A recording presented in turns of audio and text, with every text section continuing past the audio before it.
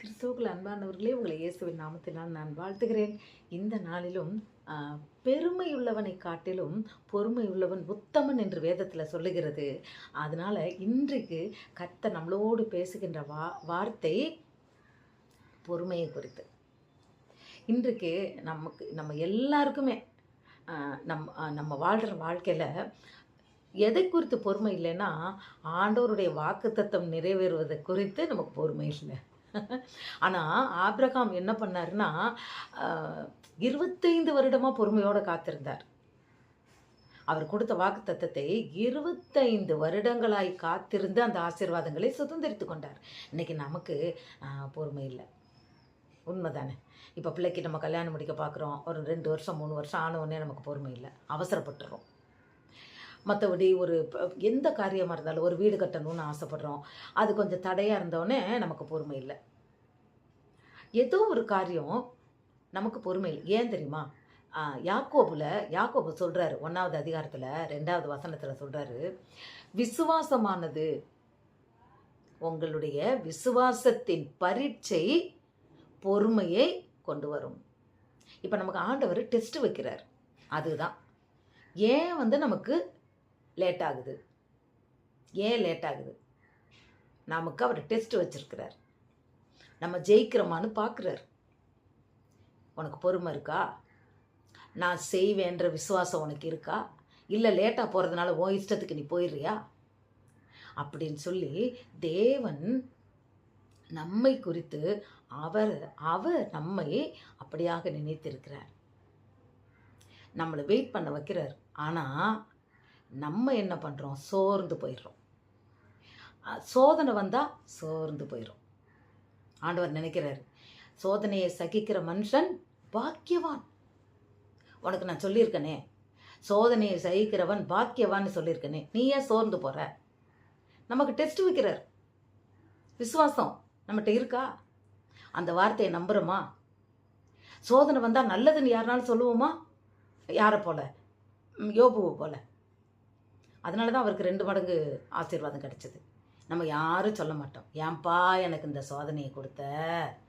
ஆண்டவரே எனக்கு ஏன் இந்த சோதனைன்னு தான் எல்லாரும் வாயிலிருந்து வரும். தகப்பனே நீர் எனக்கு சோதனை கொடுத்ததுக்காக ஸ்தோத்திரம்னு யாருனாலும் ஒருத்தர் சொல்லுவாங்களா? சொல்ல மாட்டாங்க. ஏன்னா சோதனையை சகிக்க முடியாது. அது வேதனை. யாருனாலும் வேதனையை ஆசைப்படுவாங்களா? ஆனால் தேவன் நமக்காய் அவர் வேதனை பாடுகளை சகித்தார். பிரியமானவர்களே, நினச்சி பார்ப்போமா? எத்தனை பெரிய பாடு! எப்படி சகித்தார்! அடிச்சாங்க அவர். ஐயோ, எனக்கு அது சொல்கிறது கூட எனக்கு கஷ்டமாக இருக்கும்ப்பா. அவர் பட்ட வேதனைகளை திருப்பி திருப்பி சொல்ல வேண்டாம். ஏன்னா அவ்வளோ பாடுபட்டார். அது சொல்லும் போதே இருதயம் நொறுங்கும். அப்போது யாருக்காக? உங்களுக்காக, எனக்காக. அதை நான் முடியாதுன்னு சொல்லி கீழே போட்டு அவர் ஓடிடல. என் கையில் என் காலில் ஆணி அடிக்காதீங்கன்னு அவர் சொல்லலை. சகித்தார். ஏன்னா அவருக்கு என்ன விசுவாசம் இருந்தது தெரியுமா? நாம் தேவனுடைய சித்தப்படி ஒப்பு கொடுத்து நாம் மரிக்கும்போது நிச்சயமாக நம் உயிர்த்தெழுவோம். அந்த உயிர்த்தெழுதலின் வல்லமை இவர்களுக்கு உண்டாகும். அவர் இறந்ததுனால தான் நமக்கு ரட்சிப்பு.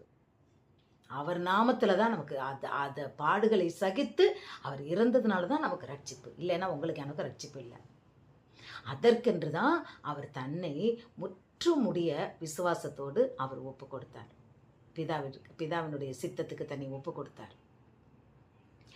அந்த ஒப்பு கொடுக்காம அந்த பொறுமை அவருக்கு இல்லாமல் இருந்திருந்தா, போதும் என்னை விட்டுருங்க, நான் இவ்வளோ முடிச்சிட்டேன், என்னை மறுபடியும் சிலுவையில் அறியாதுங்க, நான் செஞ்ச பாடெல்லாம் செஞ்சு நான் சொல்கிற வேண்டியதெல்லாம் சொல்லி முடிச்சிட்டேன், இது வேண்டாம் அப்படின்னு சொல்லி அவர் சொல்லலைல்ல. சகித்தார், பொறுமையோடு இருந்தார்.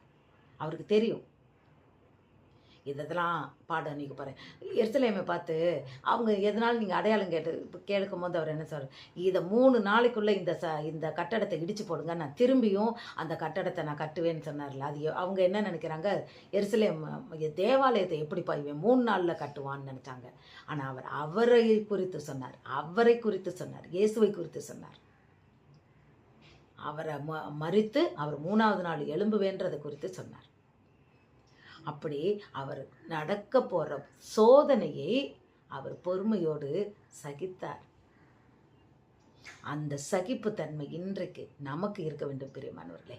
ஏன்னா நம்ம ஆண்டவருடைய விசுவாசின்றது உண்மையாக இருந்தால் நாம் சோதனைகளை சகித்து கொள்ள பழகி கொள்ள வேண்டும்.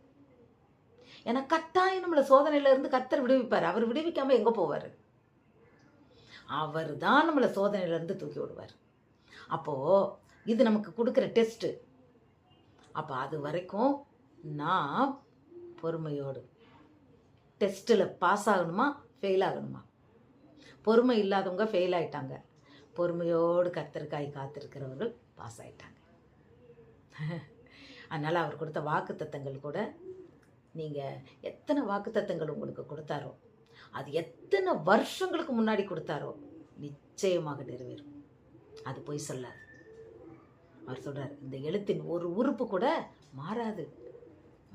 அவர் சொன்னது தான். அவர் நமக்கு கொடுத்த வாக்குத்தத்தங்கள் அப்படியே அதை விசுவாசிப்பதற்கு நமக்கு மனசு வேணும். அந்த விசுவாசத்தை ஒரு பரீட்சை வச்சு அதை நிறைவேற்றுவார்.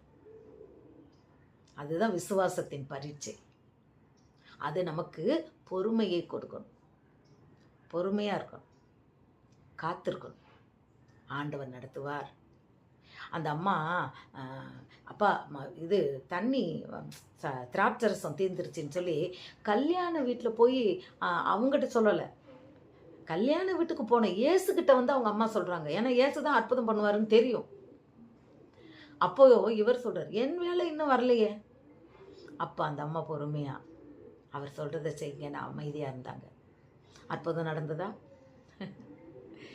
அவர் சொன்னோடனே அவங்க எதுவுமே சொல்லலை. இதுபோல் தான் பிரியமானவர்களே, நம் வாழ்க்கையில் கர்த்தருடைய ஒவ்வொரு வார்த்தைக்கும் நாம் கீழ்ப்படிந்து ஏற்ற வேளை வரும் வரையிலும் அவருடைய பலத்த கரத்துக்குள் நாம் அடங்கி இருந்து ஏற்ற வேளையில் அவர் நிறைவேற்றும் வரை நாம் அவருடைய பலத்த கரத்துக்குள் விசுவாசத்தோடு பொறுமையாக அடங்கி நாம் காத்திருக்க வேண்டும். அதுதான் இன்றைக்கு தேவன் உங்களோடு என்னோடு பேசுகிற வார்த்தை. காலம் ஆயிடுச்சே, டைம் ஆயிடுச்சே, இது நடக்குமோ இது நடக்காதோ, சந்தேகமே வேண்டாம். சந்தேகப்படுகிறவன் காற்றில் அடிக்கப்பட்ட பதரை போல காணாமல் போயிடுவானா. நீ சந்தேகப்பட்டேன்னா உனக்கு ஒன்றும் கிடைக்காதுன்றார். அதனால விசுவாசத்தின் பரீட்சை பொறுமையை உண்டாக்கும் என்று அறிந்து நாம் பொறுமையோடு விசுவாசத்தின் பரீட்சையில் நம்ம ஜெயிச்சு காட்டுவோம். ஜெயிச்சா என்ன அர்த்தம்? 100க்கு 100 மார்க்கு. அது பரீட்சை இல்லை. பரீட்சையில் 100க்கு 100 மார்க் வாங்கணும், 90 வாங்கக்கூடாது, 80 வாங்கக்கூடாது. கர்த்தர் நமக்கு 100க்கு 100 மார்க் போடும்படியா அந்த விசுவாசத்தின் பரீட்சையில் நாம் பொறுமையோடு காத்திருப்போம். ஆசீர்வாதங்களை சுதந்திரித்துக் கொள்வோம். God bless you.